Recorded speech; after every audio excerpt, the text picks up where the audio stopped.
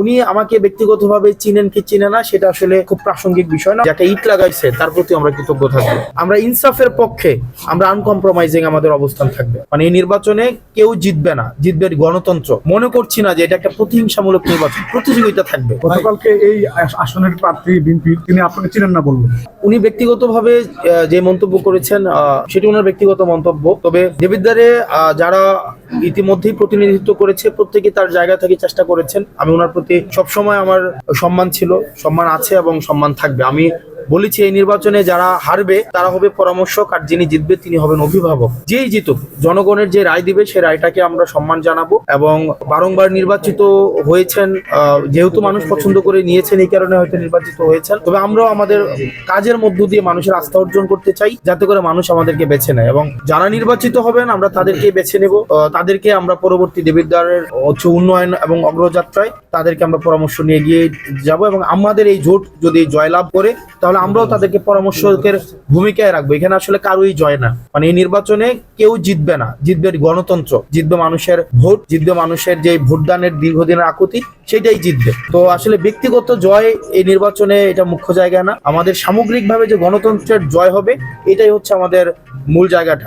উনি আমাকে ব্যক্তিগতভাবে চিনেন কি চিনে না সেটা আসলে এটা খুব প্রাসঙ্গিক বিষয় না। উনি এই এলাকার একজন সম্মানিত মানুষ, দীর্ঘদিন উনি এই এলাকার ভূমিপুত্র। উনি দীর্ঘদিন এই এলাকাতে মানুষের সাথে ওনার হৃদ্যতাপূর্ণ সম্পর্ক আছে এবং আমরা ওনার যেই কাজ, এই দেবিদ্বারের মানুষের প্রতি ওনার যে আন্তরিকতা, সেটিকে আমরা সবসময় অতীতে যেভাবে কৃতজ্ঞতা ভরে আমরা স্মরণ করেছি, আমরা সবসময় সেভাবে কৃতজ্ঞতা ভরেই স্মরণ রাখবো। দেবিদ্বারের জন্য আমি প্রায় কথা বলি, যাকে ইট লাগাইছে তার প্রতি আমরা কৃতজ্ঞ থাকবো। এখানে আমরা কেউ আসলে মানে প্রতিহিংসামূলক সম্পর্ক না, এখানে একটা নির্বাচনী প্রতিযোগিতা। একের সাথে সাথে নির্বাচনী এই বৈতরণীর পরে আবার আমাদের নিজেদের মধ্যে একটা আন্তরিকতা সম্পর্ক থাকুক, একটা সাংস্কৃতিক একটা ইতিবাচক পরিবর্তন ঘটুক, এটাই হচ্ছে আমাদের চাওয়া। আমাদের জাতীয় প্রত্যাশা সেটা হচ্ছে ইনসাফ নিশ্চিত করা।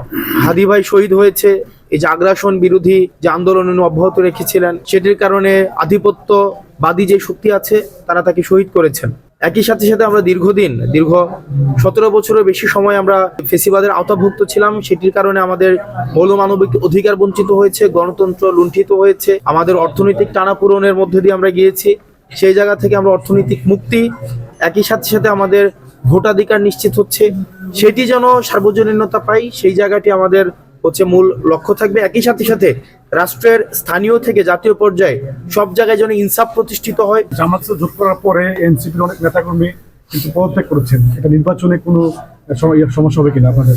ব্যক্তিগত জায়গা থেকে পদত্যাগ ব্যক্তিগত সিদ্ধান্ত, কিন্তু আমরা মনে করি একটি পার্টি বিভিন্ন সময় এই ধরনের মতপার্থক্যের কারণে ভাঙন এবং গড়ার মধ্য দিয়ে যায়। কিন্তু আমরা আমাদের জায়গা থেকে আমাদের যে লক্ষ্য ইনসাফ প্রতিষ্ঠা করা, জুলাই পরবর্তীতে যে আকাঙ্ক্ষা তৈরি হয়েছে সেটির দিকে আমরা এগিয়ে যাব। সেটিতে আবার যখন কারো মনে হবে যে আমরা আবার যুক্ত হবে, তারা যুক্ত হবে। তো সেই জায়গাটিকে আমি ব্যক্তিগত যে সিদ্ধান্ত সেটিকে সম্মান জানাই। একই সাথে সাথে আমি মনে করি সেটি যে নেতিবাচক প্রভাবের জায়গাটি আমরা আমাদের ইতিবাচক কার্যক্রমের মধ্য দিয়ে আমরা এড়িয়ে যেতে সক্ষম হব। দুর্নীতি যেন মুক্ত হয়, আমাদের দুর্নীতি বিরোধী যেই আমাদের এই জোটের যে মনোভাব সেটি আমরা প্রতিষ্ঠিত রাখবো।